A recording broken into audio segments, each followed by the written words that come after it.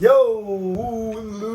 So guys, karon lang ako nakabalik ko vlog na pagbuot kay na hapit na akong birthday. Karon is October 2, tapos October 4 akong birthday, and manglaag may ay pagbuot mo to. O bani ko ninyo, lain dagan istorya, let's go. So mo to ang mga tuan dayno kaysa Coron, Palawan.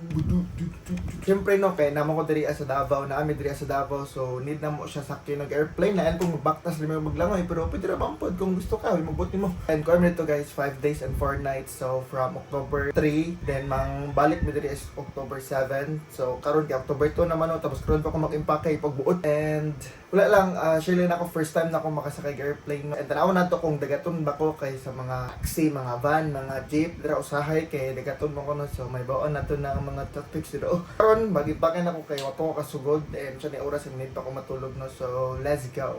So mo ni akong need i-impake no. So daghan pa kay na duro duma ko mga sanina. Mo ni akong maleta guys. First time pa na ako na magamit sa TikTok na ako nag-order eh. Tapos mo ni akong uban gipang order guys sa TikTok ra gyapon ni sila no. So mo na to magpack na ta, let's go.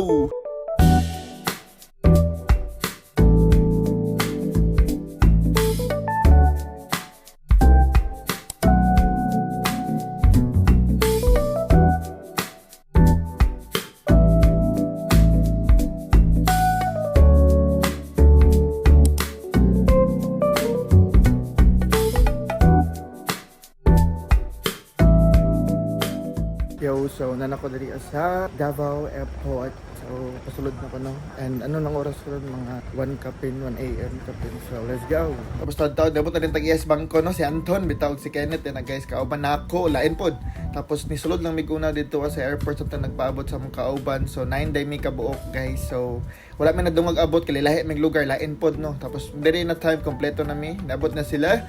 So say pa ni guys mga 2 hours before our flight pa ni siya. English. Bitaw na to din mi sa check-in counter kay malaba mag-check-in para makuha boarding pass, pero nagtimbang sa mi sa among malita diri sa among luggage kay basig malapas og 7 kilos kay mora biya ang pwede no. Tapos Philippine Airlines ang amuhang sakyan ay pagbuot. And malagi to nilapas gyud mig 7 kilos guys, pero gisugdan naman pod mi sa dili siguro kayo over no. And kani hilipay na kay nakakuha na mig boarding pass. So tana, let's go.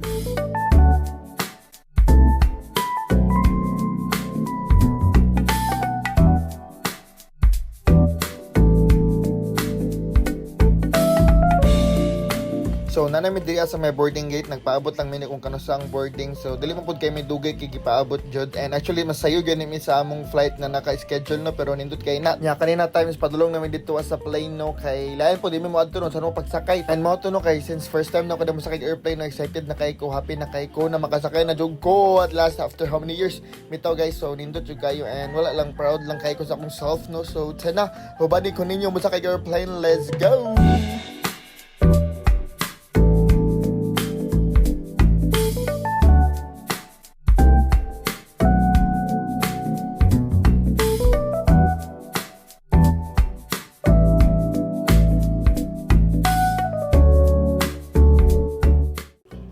Kaabot na midriya guys sa Mactan Cebu International Airport kay since connecting man ang among flight no. So akong experience sa akong first airplane ride guys kay so far nindot man siya, and wala ra po ko gidagat kay wala siya di mo ko magdikuli ko sa taas no niya. Ang murag lain lang sa feeling kay kanang pag take off bitaw murag habwa imong tinai, pero so far okay ra siya, and nindot balik og sakay no. So mao ni ang Mactan Cebu International Airport, nindot siya guys, mura siya mall no. Tapos 1 hour lang man among layover diri, nangaon na may kadali kay gipanggutom. Tapos nisakay na din sa among next airplane padulong sa Busuanga Airport kung asa ang Coron, Palawan. So, let's go!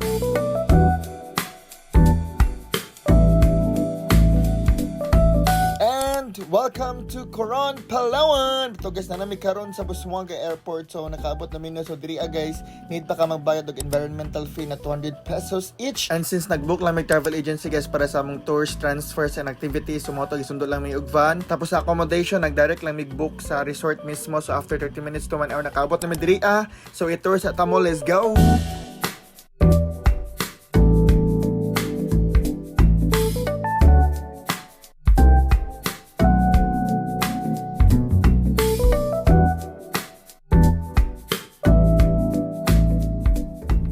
Then nga to sa Big Macdo guys, nag-lunch, nagpaabot mi sa among check-in time nga 1 PM kay mga 10 AM mi nakaabot, so sayo lang, tapos dili lang mi nagpaabot sa oras. Nya pagbalik naman sa resort, nag-relax lang gamay, nag-ilis and all, kay naami isa ka tour which is ang McKinley Hot Spring, nga mga to pa may souvenir shop and partner ni siya sa atong travel agency na among na-book no. So tanaw ba ni ko ninyo, ba ni ninyo mga tour karon sa amon day 1, let's go.